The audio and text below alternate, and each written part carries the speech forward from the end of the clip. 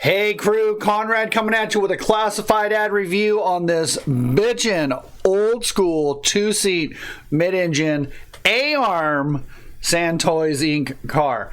But before we get there, you know the routine.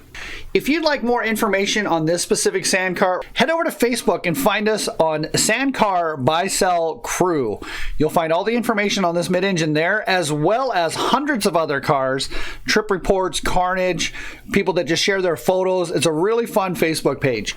Also, head over to Sandcar Buy Sell, get yourself some merch. T-shirts and hats are available currently, decals and flags coming soon.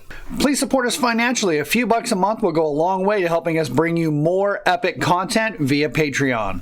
And then, for free, subscribe to the channel. We're right in the middle of summer. The dunes are a ghost town, so we're not out there filming a lot of footage right now, but that is coming soon. So do us all a favor here at Sandcar Buy Sell and Sandcar's Adventures, and subscribe.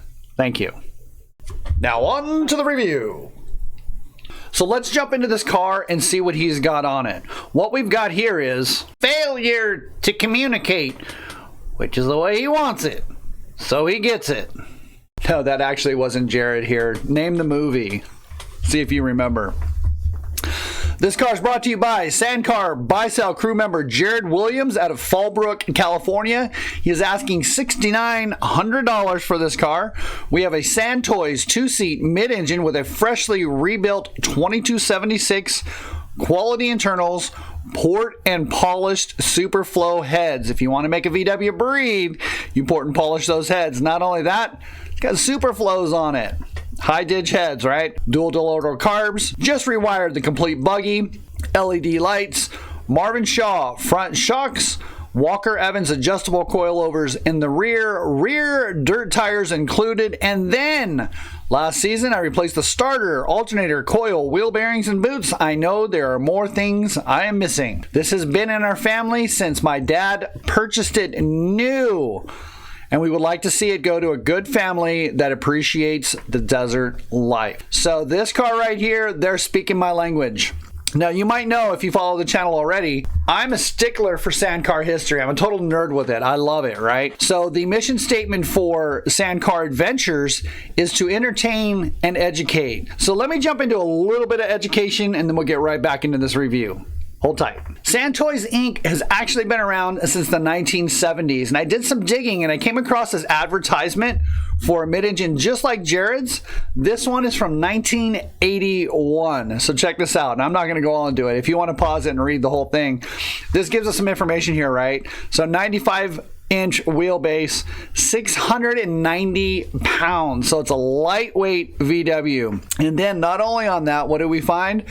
4130 chromoly tubing for the chassis, which is fantastic because if you're going to be buying a car that's 30 or 40 years old, which I'm happy to, that it's got the chromoly tubing, it's just a very stout car and you're not really going to run into issues with cracking or bending or anything like that. And then on this portion of the ad, we see that it's got the dual A-arm front suspension on it. Now, figuring that in the 70s and the 80s, the majority of chassis that were coming out of manufacturers had a VW beam front end, just that stock torsion front end on it.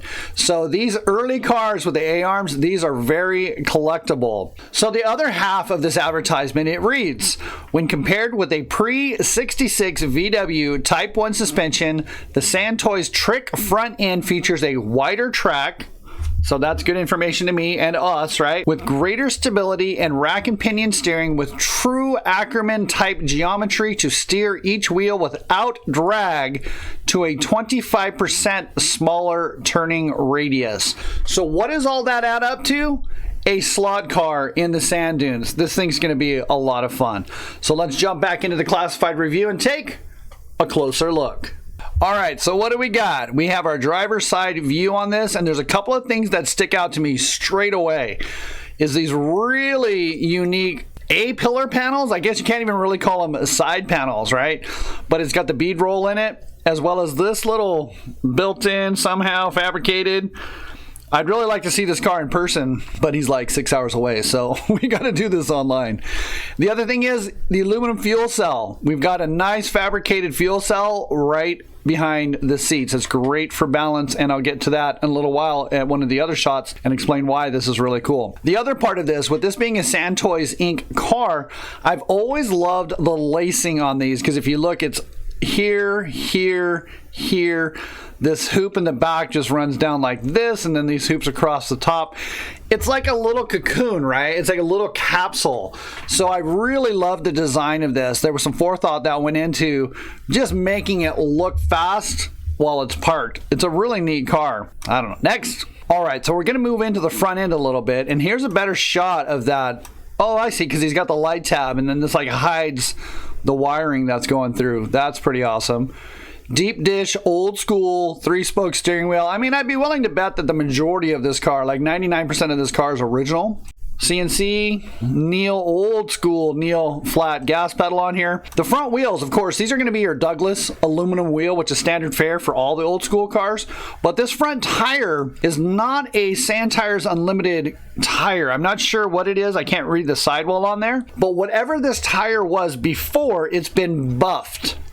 So what you do is you take these to a shop that does retreads, and they throw it on a machine and they buff off all of the lugs, whatever's on here. Maybe this was a farm tire and they just took it completely off. So these are going to be like 4-ply, highly puncture resistant. So you could even run these at like Ocotillo wells. I spied that front end, these A-arms. Look at the fabrication right here on these little bungs coming off of here. Beautiful setup. Chrome A-arms. Light bar.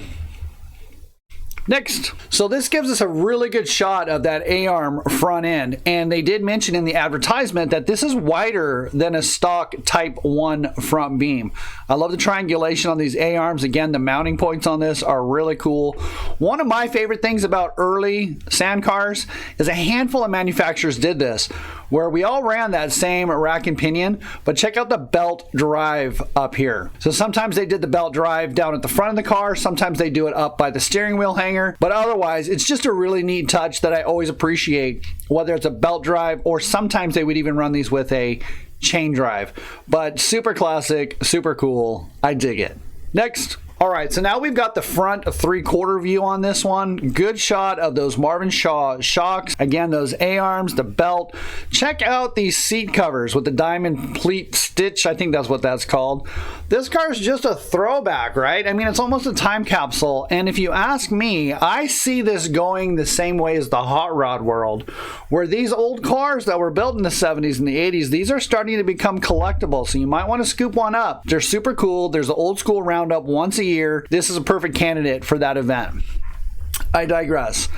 Let's get back into this. Light bar up in the front, which of course is a current edition. Looks like standard fare on the pedal assembly, probably CNC or Neil. We've got a little toolbox up here, T-shifter, which is a classic design. Again, I love these A-pillar panels. It's just super cool. It's just a really nice touch.